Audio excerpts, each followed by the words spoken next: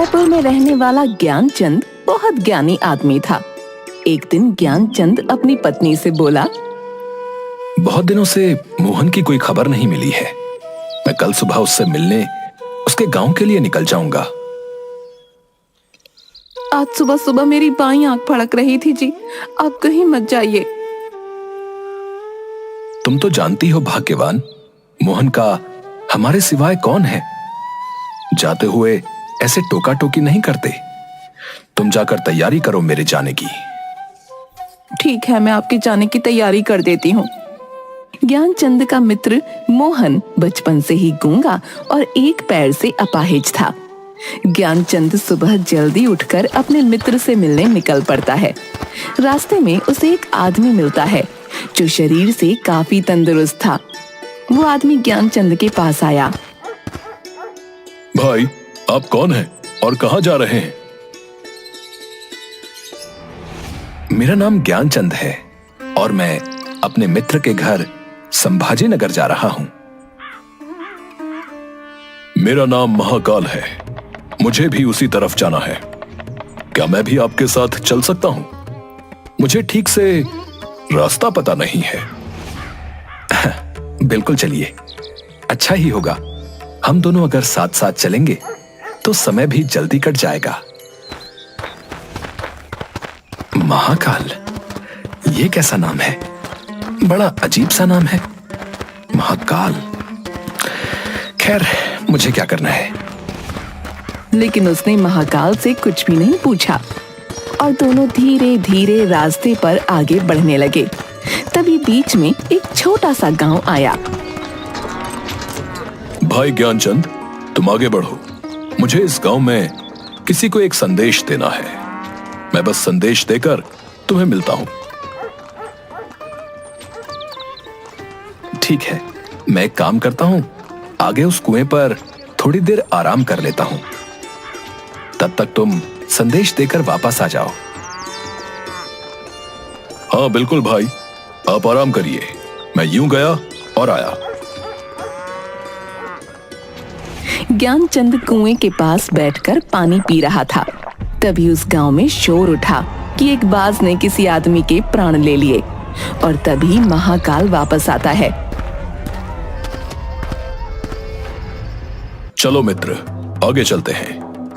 बहुत काम अभी बाकी है ना। हाँ हाँ भाई, चलो। तुमने संदेश बहुत जल्दी पहुंचा दिया। हाँ, मुझे जिस आदमी से मिलना था वो मुझे पास ही में मिल गया और मैं उसे संदेश देकर तुरंत लौट आया। चलो अब अपनी यात्रा शुरू करते हैं।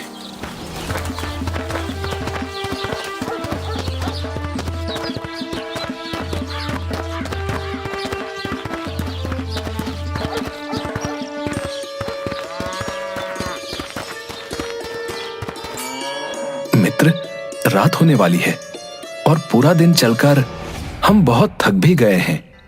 क्यों ना हम रात इसी मंदिर में रुक जाएं और यहीं आराम कर लें। तुम सही कह रहे हो, हम यहीं रुक जाते हैं और आराम कर लेते हैं और इसी बहाने से प्रभु के दर्शन भी कर लेंगे। भूख भी बहुत लगी है, इसलिए भोजन कर लेंगे और थोड़ा विश्राम करके सुबह जल्दी ही आगे की यात्रा के लिए निकल पड़ेंगे। ठीक है, हम यहीं रुक जाते हैं। मुझे इस गांव में किसी का सामान देना है, देकर आता हूं। तुम भोजन करो, मैं आकर खा लूंगा। लेकिन मित्र, साथ में भोजन करते हैं ना। अरे मित्र, बस मैं काम निपटाकर अभी आया, आप भोजन करो।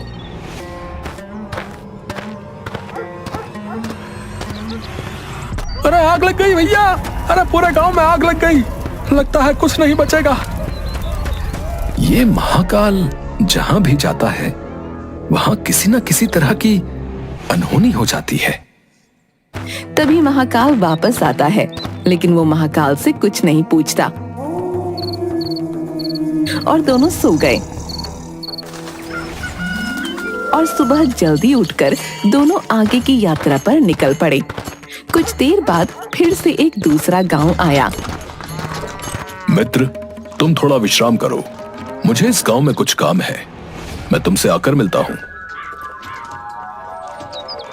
अब ठीक है। अरे भैया, अरे मधुसूदन को सांप ने डस लिया। अरे भैया, उसकी मृत्यु हो गई है। तभी महाकाल वापस आ जाता है। अब मित्र, मैं तुमसे कुछ पूछना चाहता हूं। अगर तुम्हारी अनुमति हो तो। हाँ बोलो, क्या बात है मित्र? मन में जो भी शंका है उसे दूर कर लो। तुम जिस गांव में भी जाते हो, तुम्हारे जाते ही वहां कुछ न कुछ अनहोनी क्यों हो जाती है? क्या तुम मुझे बता सकते हो कि ऐसा क्यों हो रहा है? ज्ञानचंद, आप मुझे बड़े ज्ञानी लग रहे थे, इसलिए मैं आपके साथ यात्रा करने के लिए निकला था, क्योंकि मैंने सुना है ज्ञानियों का साथ हमेशा अच्छा होता है। क्या सचमुच आप अभी तक नहीं समझे कि मैं कौन हूं? मैं समझ तो चुका हूं, लेकिन कुछ शंका है। यदि आप अपना सही परिचय दें तो मेरे लिए आसानी होगी। मैं यमदूत हूं और यमराज की आज्ञा से उन लोगों के प्राण हरण करता हूं जिनकी आयु पूर्ण हो चुकी है। अगर ऐसी बात है और तुम सचमुच ही यमदूत हो, तो बताओ अगली मृत्यु किसकी है? अगली मृत्यु तुम्हारे मित्र की है, जिससे तुम मिलने जा रहे हो, और उसकी मृत्यु का कारण भी तुम ही होगे। अब तुम ये क्या कह रहे हो? क्या सच में अगली मृत्यु मेरे मित्र की होने वाली है और मैं ही उसकी मृत्यु का कारण हूं? वो मेरे बचपन का मित्र है। मैं उसकी मृत्यु का कारण नहीं बन सकता। इसलिए बेहतर होगा कि मैं अपने मित्र से मिलने आगे की यात्रा पर न जाऊं। कम से कम मैं तो उसकी मृत्यु का कारण नहीं बनना चाहता हूं। तुम जो सोच रहे हो वो मुझे भी पता है, लेकिन तुम्हारे अपने मित्र से न मिलने के विचार से नियति नहीं बदल जाएगी। तुम्हारे मित्र की मृत्यु निश्चित है और वो तुम्हारे चरणों में ही मर जाएगा। अगर ऐसा है तो मैं अपने मित्र से मिलने आगे जाऊंगा ही नहीं और अपने घर वापस लौट जाऊंगा। परंतु जैसे ही वह गांव की तरफ से लौटने लगा, उसका मित्र मोहन तेजी से आता हुआ दिखाई दिया, जो ज्ञानचंद को देखकर बहुत ज्यादा खुश लग रहा था। मोहन के आने की गति को देखकर ऐसा लगा कि वो बहुत देर से उसके पीछे आ रहा हो। तुम कुछ भी कर लो, लेकिन नियति को नहीं बदल सकते हो। तुम्हारा मित्र बहुत देर से तुम्हारे पीछे आ रहा है, क्योंकि उसने अपनी शक्ति से ज्यादा जोर से दौड़ने की कोशिश की, जिस कारण कुछ ही क्षणों में वो तुम्हारे चरणों में अपनी आखिरी सांस लेगा। जैसे ही मोहन ज्ञानचंद के पास पहुंचा, वो जमीन पर गिर पड़ा।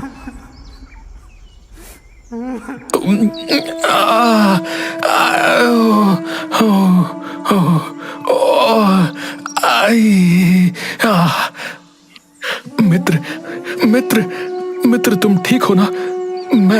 मैं तुम्हें कुछ नहीं होने दूंगा।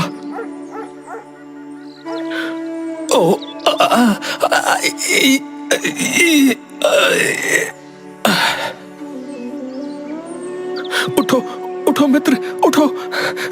नहीं, ऐसा नहीं हो सकता। मेरी वजह से तुम दुनिया से चले गए। नहीं। मोहन की मृत्यु के बाद ज्ञानचंद आश्चर्य भरी नजरों से महाकाल की तरफ देखने लगा।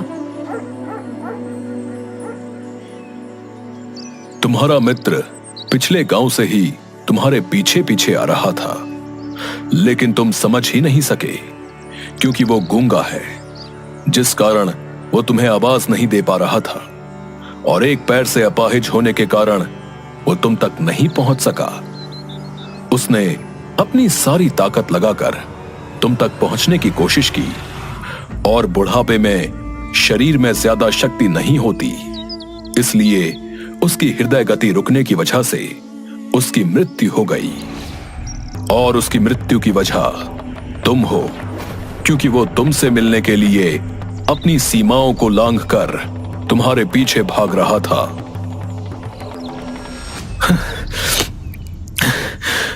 अगर मृत्यु मेरे मित्र की होनी थी तो तुम शुरुआत से मेरे साथ क्यों चल रहे थे? मैं तो सभी के साथ चलता हूं और हर क्षण चलता रहता हूं।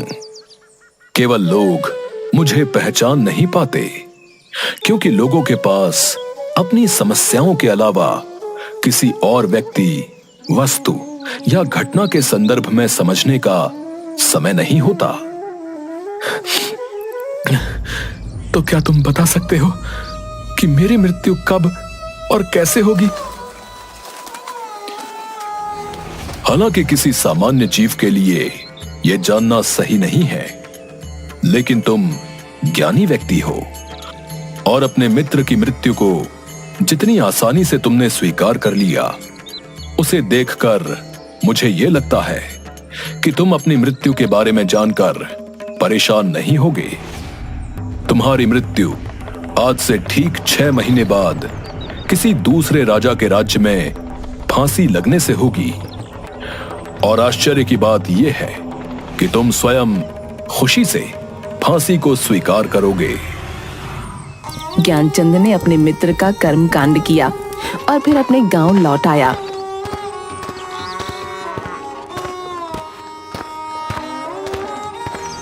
ज्ञानी व्यक्ति भी अपनी मृत्यु के बारे में जानने के बाद मृत्यु से बचने के लिए कुछ ना कुछ करते हैं।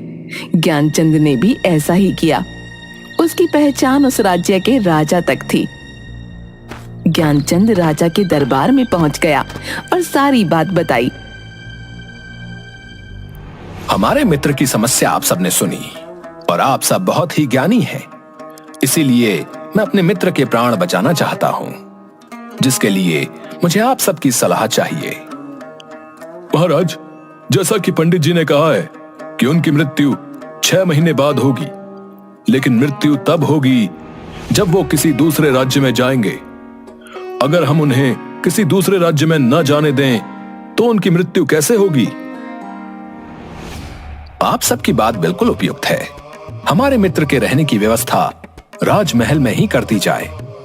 वो अपनी मर्जी से राजमहल से बाहर आ जा सकते हैं और जिससे भी मिलना चाहें मिल सकते हैं, लेकिन बिना हमारी अनुमति के उनके कक्ष में कोई प्रवेश नहीं करेगा और ना ही कोई उनसे मिलेगा। मृत्यु से एक दिन पहले। कल तो मेरी मृत्यु का दिन है। आज रात को मैं जल्दी सो जाता हूं ताकि ये काली रात और कल का दिन जल्दी ही निकल जाए। ज्ञानचंद को नींद में चलने की बीमारी थी और वह स्वयं इसके बारे में जानता नहीं था, इसलिए उसने राजा या किसी से भी इस बीमारी के बारे में बात नहीं की थी। नींद में चलने की बीमारी का दौरा अक्सर उस समय पड़ता जब व्यक्ति को नींद अच्छे से न आ रही हो। उस रात ज्ञानचंद को नींद में चलने का दौरा पड़ा। वो राजा के महल से निकलकर अस्तबल में गया। राजा के आदेश के अनुसार वो कहीं भी आ जा सकता था, इसलिए किसी ने उसे कुछ नहीं पूछा और घोड़े पर सवार होकर ज्ञानचंद दूसरे राज्य की सीमा में चला गया और उस राज्य के राजा के कक्ष में जाकर रानी के दूसरी तरफ सो गया। सुबह राजा ने देखा, कौन है ये नामुराद जिसने हमारी राजरानी के साथ और हमारी शान शौकत में ये गुस्ताखी की है? इस गुस्ताख को तुरंत गिरफ्तार कर लो और दरबार में पेश करो।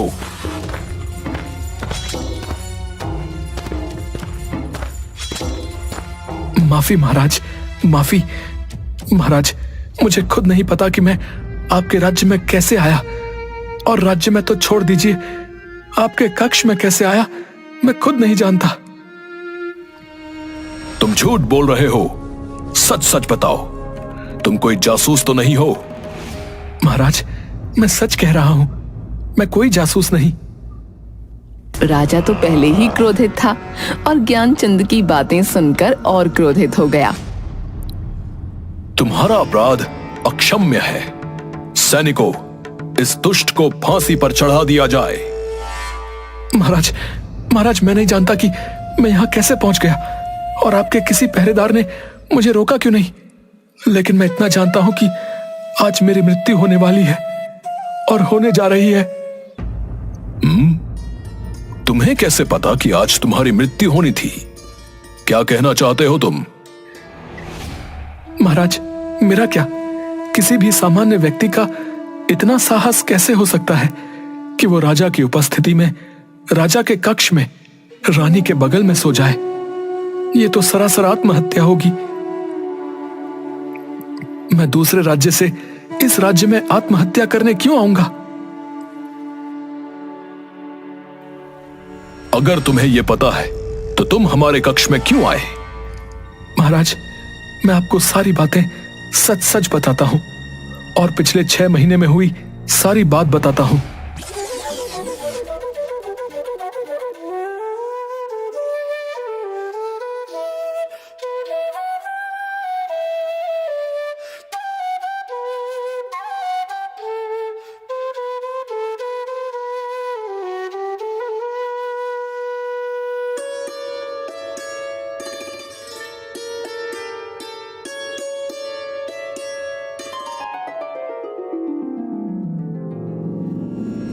तुम अपनी मृत्यु से बचने के लिए महाकाल और अपनी मृत्यु की भविष्यवाणी का बहाना बना रहे हो। नहीं महाराज, अगर आपको ऐसा लगता है तो आप पड़ोसी राज्य के राजा से पता करवा सकते हैं। यदि तुम्हारी बात सत्य है और आज तुम्हारी मृत्यु का दिन है जैसा तुमने कहा, तो मैं तुम्हारी मृत्यु का कारण नहीं बनूंगा। लेकिन यदि तुम झूठ बोल रहे हो तो निश्चित ही आज तुम्हारी मृत्यु होगी। पड़ोसी राज्य के राजा हमारे मित्र हैं। हम अभी अपने सैनिकों को वहां भेजकर तुम्हारी कही बातों का पता लगवाते हैं। सिपाही दूसरे राज्य जाकर वापस आते हैं।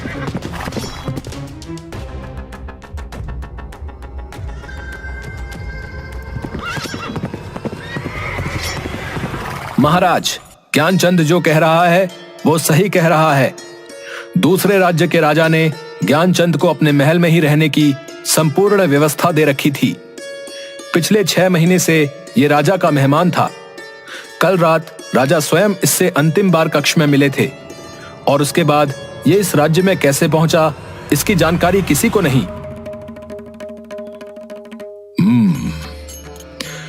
इसके अनुसार ज्ञानचंद को फांसी की सजा देना उचित नहीं है। लेकिन अब समस्या यह है कि अगर इसे फांसी नहीं दी जाएगी तो यह राज्य के नियमों के विरुद्ध होगा, और अगर इसे फांसी दी जाएगी तो यह इसके साथ अन्याय होगा। महाराज, ज्ञानचंद को कच्चे सूत के एक धागे से फांसी लगवा दें, जिससे आपके वचन का मान रहेगा, और कच्चे सूत के धागे से लगी फांसी से ज्ञानचंद की मृत्यु भी नहीं होगी। महाराज, हमें आपकी सलाह उपयुक्त लग रही है। ज्ञानचंद को कच्चे सूत के एक धागे से फांसी पर लटका दिया जाए। महाराज, महाराज, आपकी जय हो और आपके न्याय की भी जय हो। मैं आपके न्याय से बहुत खुश हूं। मुझे पूरा विश्वास है कि कच्चे सूत के धागे से मेरी मृत्यु नहीं होगी। मैं खुशी खुशी आपकी दी हुई इस फांसी की सजा को स्वीकार करता हूं। महाराज, जैसे ही ज्ञानचंद को फांसी दी गई, कच्चे सूत का धागा टूट गया, लेकिन टूटने से पहले उसने अपना काम कर दिया। ज्ञानचंद के गले की नस कट चुकी थी और वो जमीन पर पड़ा तड़प रहा था, और देखते ही देखते उसका शरीर शांत हो गया। विश्वास नहीं हो रहा कि एक कमजोर से धागे से किसी की मृत्यु हो सकती है। नियति ने अपना काम कर दिया है। जो होना होता है वो होकर ही रहता है। हम चाहे जितनी भी सावधानी कर लें, समझे? चाहे इंसान जितने उपाय कर ले, हर घटना और उस घटना का सारा ताना बाना पहले से निश्चित है, जिसे हम रत्ती भर भी इधर उधर नहीं कर सकते। इसलिए ईश्वर ने हमें भविष्य जानने की क्षमता नहीं दी है, ताकि हम अपने जीवन को ज्यादा बेहतर तरीके से जी सकें। सैनिकों, ज्ञानचंद के पार्थिव शरीर को पूरे सम्मान के साथ पड़ोसी राज्य में उसके घर ले जाया जाए और उसके परिवार की यथोचित सहायता की जाए।